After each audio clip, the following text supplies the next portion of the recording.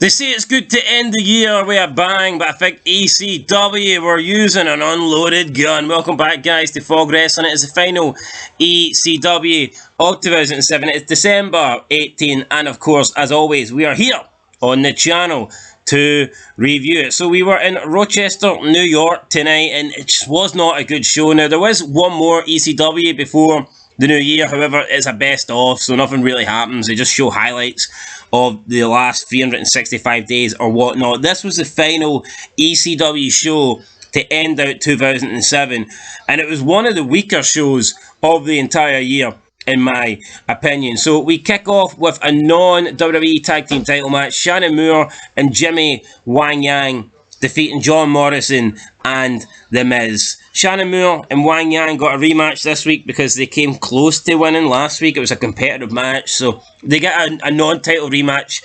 Fair enough. At the beginning, they advertised this as if they were getting a title shot, and that made zero sense whatsoever.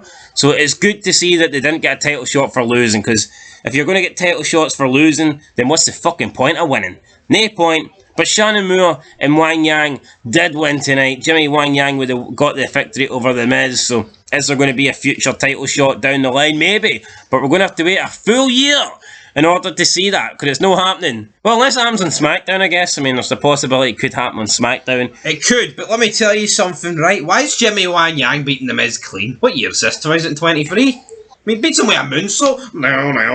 It's fucking theme song. What's that about? Jimmy Wang Yang. Why is he not beating The Miz clean? Jimmy Wang Yang's alright. Fuck off. The Miz is a nobody. Miz fucking can he beat Balls Mahoney? They've got tag titles. I know, but John Morrison's like the standard guy of the group, is he not? And how many times did The Miz beat Punk, out of curiosity? A lot of time. Aye, how many times? Right, who's Jimmy Wang Yang got a credible victory against, mate? I don't know, I'd need to watch SmackDown, but I'm sure he's picked up some wins. What is the point of ECW having this deal with SmackDown if the people are getting are worse than the people on fucking ECW? Like, honestly, what's the point? If you're getting Taker, Batista, MVP, Kennedy, I can accept that, but not these two fucking bums. Jimmy Wang Yang doesn't know if he's a redneck or fucking Asian. Hee-haw! Anyway, moving on to the next match, we have Colin Delaney. Not too sure what this guy is. He's an indie-based wrestler called Colin Olsen, but tonight he's going to be called Colin Delaney. I mean, guys like this getting TV time is when you know the show is beginning to go downhill. But in fairness, I mean, he is treated as a joke wrestler, which I guess makes sense because this guy is a joke. The only problem is, people like Colin Delaney now are actually featured on the roster as serious fucking wrestlers. Yeah, they're featured very prominently, and that is the problem. Like, I've seen people compare, who's the biggest star to jump ship, the AEW for WWE? The four options: Bryan, Edge, Punk, Adam fucking Cole. Adam Cole, baby. Adam Cole's that much of a fucking droid and he make it to the main roster. Oh, but he appeared on a tank when NXT and fair it. Fuck off, that's not the main roster. That's pish. Adam Cole's got the same physique as Colin Delaney. Anyway, Shelton Benjamin wins. So, yeah, Shelton Benjamin does win. His theme plays, he then grabs the mic. Ain't no stopping me. And then his theme played again. Then we get a vignette. It's Kofi Kingston, and guess what, guys? There is trouble in paradise. Some guy stealing wallets on the Jamaican beach, so Kofi Kingston does what he needs to do, and that is, of course, beat him up. Yeah, man, you don't steal beaches when KK's around. And then he plants him head first in the sand. It's a good thing Kofi Kingston didn't have another K. No more trouble in KKK. Triple K? Triple K. I'll hit you with the pedigree. It's all about the race and how you play it. It's all about white hoods.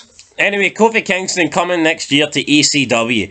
Up next, we've Kenny Dystra with Victoria. I don't quite understand what this dynamic's going on here. Kenny Dystra's like 23 and Victoria's close 37. To approaching 40 here. Aye, 37. Look, bit of a MILF thing going on here, bit of an age gap thing going on here, but whatever. Victoria's almost going to TNA. Who cares? Yeah, Victoria's on the way out. She doesn't really care anymore. He's taking on Nunzio, who's dressed as a Christmas elf. When it was Halloween, Nunzio was dressed as Dracula. Now he's dressed as an elf. I guess Nunzio is the new festival dress-up kind of guy on ECW. He's a fucking jobber is what he is, let's be real. Yeah. I wonder if this guy's appearing on SmackDown in the talent trade. I fucking hope not. Is the Cruiserweight title still on SmackDown at this point? No. Well, there you go. That's a belt Nunzio could have competed for. I can't recall the Cruiserweight title in 2007. I'm pretty sure it ended with a Chavo Ray feud in 06. Possibly. Anyway, up next we have the main event. Champion versus champion. ECW champion CM Punk versus US champion MVP. And this match absolutely sucked. MVP loses the match by DQ. He's got CM Punk in the 3-0. He's putting the boots into CM Punk. He ignores the referee's warnings. And the referee just fucking rings the bell, stops the match, and awards CM Punk the DQ victory. And at this point, you really should think, well, something else is going to happen. But honestly, the show was just so bad that I legit thought this was going to be the ending of the show. CM Punk hanging up in a 3-0 and getting a DQ victory. I thought that's how the show was going to end. But no, out comes Chavo Guerrero. Chavito. So he comes out, he hits 3 amigos on CM Punk, but he hits them all separately, and it all just looks like fucking 3 vertical suplexes. And a suplex, when you want to beat someone down, a suplex isn't the move to go to. No. Especially when you're hitting it with no velocity, no impact. Why not come out and actually hit the 3 amigos? The guy comes out and just hits 3 solo individual suplexes, and I'm thinking here sitting thinking, what's he doing? He wants to be a threat. He wants to make an impact here and show that he can be the new ECW champion. Yeah, he's coming out and fucking suplexing CM Punk. I mean, surely there's something better he could have done. Then he goes to the top rope and he steals his cousin, or as he likes to call him, my brother Eddie. Or Uncle Eddie, whatever, cousin, uncle, brother, who gives a shit? Rest in peace, Eddie Guerrero. Chavo Guerrero hits the frog splash. Does he get the 1, 2, 3? No, because it's not a match. And that's how ECW ends. I think it's mad though how strong Chavo does get booked in ECW up until Mania. Then which of course we all know what happens. 3-minute warning, 7-second fucking disaster. Splash. Anyway, that's it. ECW ends with Chavo Guerrero closing out the year. And it's like we start the year on ECW and you've got Bobby Lashley as the champion, and we end the year with fucking Chavo Guerrero. It's like, no offense to Chavo Guerrero, but you can clearly see that ECW is not WWE's main focus here. What I would say is, right, see if you took away Joey Styles and Taz, this show would be fucking awful. I agree with that. This show wouldn't be good. See, without their rapport, it would be in the bed. This CM Punk run's awful. No, it is. It's fucking horrendous. Nothing's happening. Yeah, the guy picks up wins over The Miz and John Morrison, but I mean, apart from that, he's beating everybody. You come from the blue brand, and I'm gonna job to you, buddy. So yeah, not a great show. I'm struggling to think of positive things to say about this show. I really am. I'm gonna give it a 2. I'll give it a 2 out of 10. 1.5 out of 10. I think that's about right. It wasn't good. I think honestly the worst retro show we've watched. I would agree with that. Well, maybe not ever, but that I can recall in recent memory. It was a poor show. I don't know, Christmas, I was kind of expecting them to do something. Well, final show of the year, and the only effort they put in was having Nunzio come out dressed as an elf. Other than that, what the fuck did we get here? Absolutely nothing, guys. And that is pretty much the end of ECW as we know it. Yeah, I mean, come on, they could have had fucking Kelly dressed as a fucking Mrs. Santa Claus or something. Could have done something.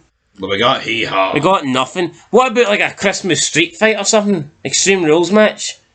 We don't want to give you that. You could have had a segment with Balls Mahoney dressed as Santa. I think it's mad. And Kelly dressed as Mrs. Claus. I think it's mad that ECW lasts like another fucking 28 months from now. Why was Balls Mahoney not Santa Claus? I don't know. Perfect fucking guy for it. You know what? They probably saved the whole Santa thing for Raw or SmackDown. No, they probably did, but see, for me, I think, see the introduction of NXT and having rookies and pros, I'm so surprised they didn't introduce it a few years earlier. This ECW is dead now.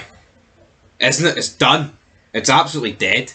Dead in the water. Anyway, guys, that's it. Hopefully it gets better in 2008. But right now, it's been poor for a few months now. It really has been. I would say, I don't want to blame CM Punk, but it's around about the time CM Punk won the title. I think ECW just dropped off a cliff. Yeah, I was around the. You've lost so many originals. You've Balls Mahoney, and Dreamer's kind of AWOL now. What the hell is Dreamer? I don't know. I don't know. I mean, it did get... I felt when Estrada came in, it picked up for a little bit. But where is he? Estrada, like, has not been seen in months. I think we've seen him backstage once when he was talking to Vicky Guerrero about the transfers between SmackDown and ECW, but Estrada we have not seen in months. Armando Estrada, supposed to be the ECW GM, and he's nowhere to be seen. Anyway, guys, 1.5 out of 10. Wasn't a great show. We'll catch you in the next one. But yeah, this ECW was garbage. We're actually thinking about postponing the reviews and waiting until we get caught up with the Ruthless Aggression era, SmackDown and Raw reviews. Now, the problem is... That will take 5 years. Yeah, that would be about a 5-year wait. So it would be 5 years with no ECW. But we could replace the ECW reviews on a Wednesday with something else. I know something crazy. See, by the time that happens, ECW we're watching will be 20 years ago. Wow, that is insane. Anyway, guys, I know, maybe we'll put a poll up. Right. Aye, why not? A wee poll. Everyone likes a poll on the Fog Wrestling channel. Anyway, that's it, guys. Catch you in the next one. Until then, thanks for watching, and peace.